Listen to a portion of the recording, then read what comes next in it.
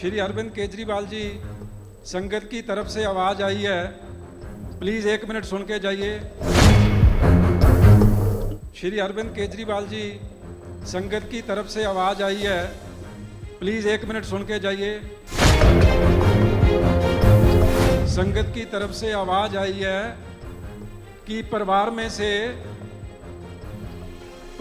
से उनके परिवार में से किसी सदस्य को नौकरी जरूर दीजिए। मैं अपील करना चाहना हूं, सानू किसी नौकरी की लोड़ नहीं है। ਅਸੀਂ ਆਪਣੇ ਆਪ ਅਸੀਂ ਇੰਨੇ ਸਮਰੱਥ ਹੈਗੇ ਆ ਕਿ ਅਸੀਂ 4 ਬੰਦਿਆਂ ਨੂੰ ਨੌਕਰੀ ਦੇ ਸਕਦੇ ਆ। ਅਸੀਂ ਆਪਣੇ ਆਪ ਅਸੀਂ ਇੰਨੇ ਸਮਰੱਥ ਹੈਗੇ ਆ ਕਿ ਅਸੀਂ 4 ਬੰਦਿਆਂ ਨੂੰ ਨੌਕਰੀ ਦੇ ਸਕਦੇ ਆ। ਵਾਹਿਗੁਰੂ ਜੀ ਕਾ ਖਾਲਸਾ, ਵਾਹਿਗੁਰੂ ਜੀ ਕੀ ਫਤਿਹ।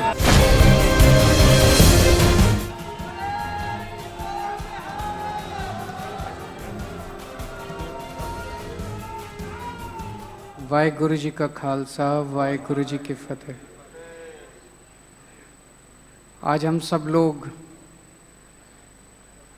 अपने प्यारे भाई दोस्त सरदार जरनैल सिंह जी की आत्मा की शांति की प्रार्थना करने के लिए एकत्रित हुए हैं। ऊपर वाले ने अचानक ही उनको हमसे छीन लिया। उनके साथ मेरा बहुत आत्मीय संबंध था और बहुत लंबा संबंध था। जब वो पहले पत्रकार होते थे, मैं एक एक्टिविस्ट होता था। उनका नाम मैंने सुना था अखबारों में, टीवी में, जब उन्होंने हिम्मत दिखा के, जैसे अभी मेरे से पहले भाई साहब ने बताया, जब उन्होंने हिम्मत दिखाई थी और पूरी व्यवस्था को उन्होंने एक तरह से जूता मारा था, उन्होंने पूरी व्यवस्था को ललकारा था, एक तरह से ललकारने की हिम्मत दिखाई थी। इतनी अच्छी नौकरी कर रहे थे वो पत्रकार की। आजकल की दुनिया में छोटी सी नौकरी नहीं मिलती। इतनी अच्छी पत्रकार की नौकरी कर रहे थे, बहुत अच्छा उनका करियर था और वो एक काम करके उन्होंने एक तरह से अपना पूरा का पूरा करियर दांव पे लगा दिया। आजकल की दुनिया में कितने ऐसे लोग मिलते हैं, मुझे नहीं लगता कि।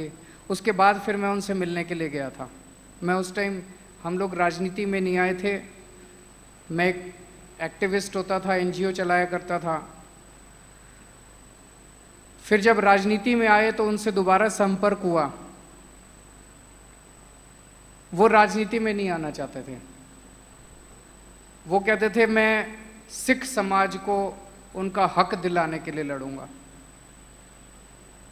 मैंने उनको बहुत मनाया।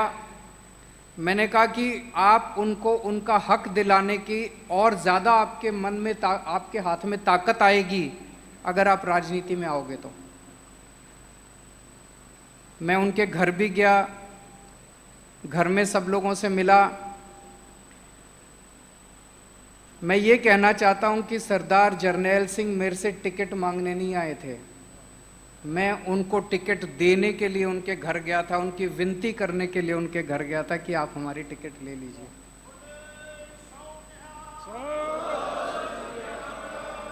बड़ी मुश्किल से उन्हें मनाया, वो माने, वो विधायक बने।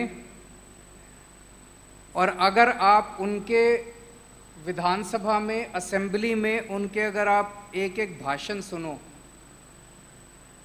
तो रोंगटे खड़े हो जाते हैं। इतना शानदार बोलते थे वो, सबके लिए बोलते थे, सिख समाज के लिए भी बोलते थे, गरीबों के लिए भी बोलते थे, सबके लिए बोलते थे।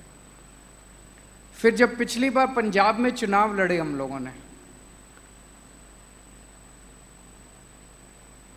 राजौरी गार्डन के विधायक थे, सिटिंग एमएलए थे, अपनी एमएलए की कुर्सी को लात मार के वो पंजाब के लोगों को न्याय दिलाने के लिए वहाँ चले गए पंजाब में। जैसा मैंने बताया, पहले उन्होंने अपनी नौकरी छोड़ी पत्रकार की, और फिर उन्होंने अपनी विधायकी को लात मार दी। कितने लोग मिलते हैं आज अपने को इस दुनिया में। तो मैं उनको सलाम करता हूँ। मैं पूरी दिल्ली सरकार की तरफ से, दिल्ली के लोगों की तरफ से उनको श्रद्धांजलि अर्पित करता हूँ। पूरा जीवन उनका हम लोगों के लिए एक संदेश है। उन्होंने अपना पूरा जीवन गुरु साहब के बताए हुए संदेश के ऊपर जिया। भगवान से प्रार्थना करता हूँ, ऊपर वाले से प्रार्थना करता हूँ कि उनको अपने चरणों में जगह दे, उनकी आत्मा को शांति दे। गुरु साहब जी उनके पूरे परिवार पे अपना आशीर्वाद बना के रखें और उनके परिवार को ये दुख सहन करने की शक्ति दे। उनके परिवार को कहना चाहता हूँ कि मुझे अपना उनका छोटा भाई समझें। अगर किसी भी तरह की कभी भी ज़रूरत है, सरकार की तरफ से, व्यक्तिगत तौर पे पार्टी की तरफ से, हम पूरी तरह से परिवार के साथ खड़े हैं। वाहेगुरु जी का खालसा, वाहेगुरु जी की फतेह। सत श्री अकाल। बहुत बहुत धन्यवाद श्री अरविंद केजरीवाल जी का। मैं ਅੱਗੇ ਬੇਨਤੀ ਕਰਾਂਗਾ ਭਾਈ ਸਾਹਿਬ ਭਾਈ ਹਰਪਾਲ ਸਿੰਘ ਜੀ ਜੋ ਫਤਿਹਗੜ੍ਹ ਸਾਹਿਬ ਤੋਂ ਆਏ ਸਨ, ਅਗਰ ਉਹ ਆਵਾਜ਼ ਸੁਣਦੇ ਤੇ ਪਲੀਜ਼ ਆ ਜਾਣ।